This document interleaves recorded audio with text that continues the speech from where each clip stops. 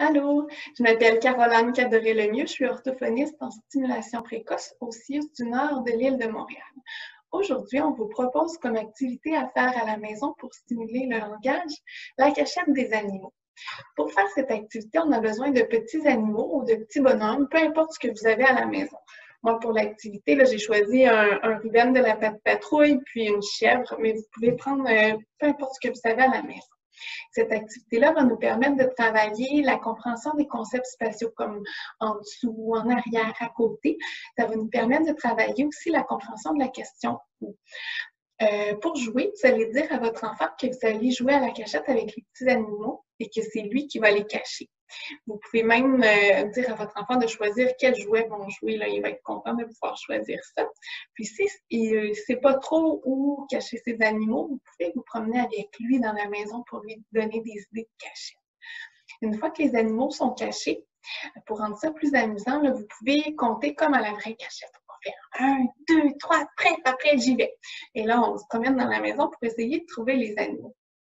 En cherchant, on peut dire « Il est où le chien? Elle est où la chèvre? Il est où? » Peu importe ce que vous avez choisi. Puis, vous pouvez nommer les endroits où vous regardez. Par exemple, je vais regarder en dessous du lit pour voir s'il est là.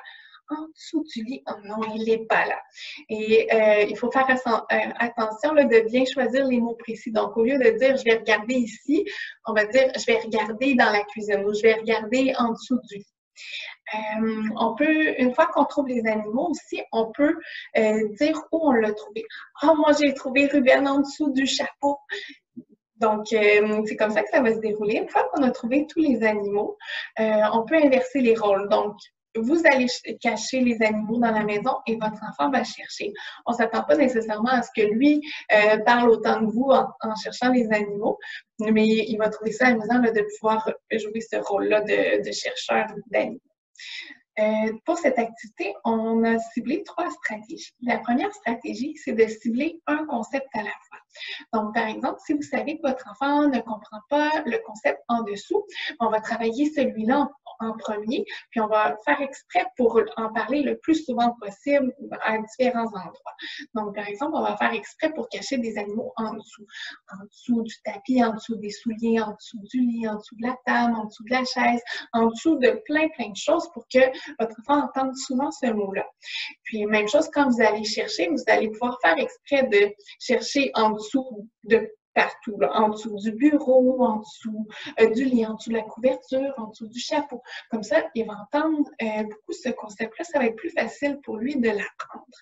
Une fois que vous voyez qu'il comprend très bien ce mot-là, on peut passer à un autre concept, comme en arrière, par exemple. Puis là, on va chercher en arrière de la porte, en arrière de toi, en arrière de la boîte. Et on continue comme ça avec les différents concepts. La deuxième stratégie, c'est d'utiliser des gestes. Donc, je vous donne un exemple. Ici, j'ai mon Ruben, ici, j'ai ma chèvre. Là, vous allez comprendre que je ne vais pas me promener partout dans la maison, ça va être trop difficile pour la vidéo, mais on imagine là, que moi, j'ai caché ici, là, mais vous allez les cacher partout dans la maison. C'est ça qui est amusant pour l'enfant. Donc, moi, j'ai caché mes animaux comme ça. Pour utiliser les gestes, on fait comme ça. Donc, je vais regarder en dessous du bol. En dessous du bol. Oh, j'ai trouvé la chèvre en dessous du bol. Donc, le fait d'utiliser le geste va aider l'enfant à retenir le sens du mot. Donc, même chose, aider à comprendre ce qu'on veut dire. Je vais regarder en dessous de la couverture. Oh, j'ai trouvé Ruben en dessous de la couverture. Donc, ça, c'est la deuxième stratégie. La troisième stratégie, c'est de donner des mots à votre enfant. Donc, si votre enfant demeure silencieux durant ses recherches, vous pouvez lui donner des modèles sans demander de répéter. Donc, un petit peu comme je vous expliquais tout à l'heure, on va dire qu'est-ce qu'on fait. Ou on va dire qu'est-ce que lui est en train de faire. Ou, il est où le chien? Il est où le chien? Oh, tu regardes en dessous de la boîte. C'est une bonne idée. Tu regardes en dessous de la boîte. Comme ça lui donne des mots de ce qu'il pourrait avoir envie ou besoin de dire et éventuellement, quand il va être prêt, il va les reprendre de lui. Donc, c'est tout pour l'activité de la cachette des animaux. Je vous souhaite beaucoup de plaisir et je vous souhaite une belle semaine. Bye bye!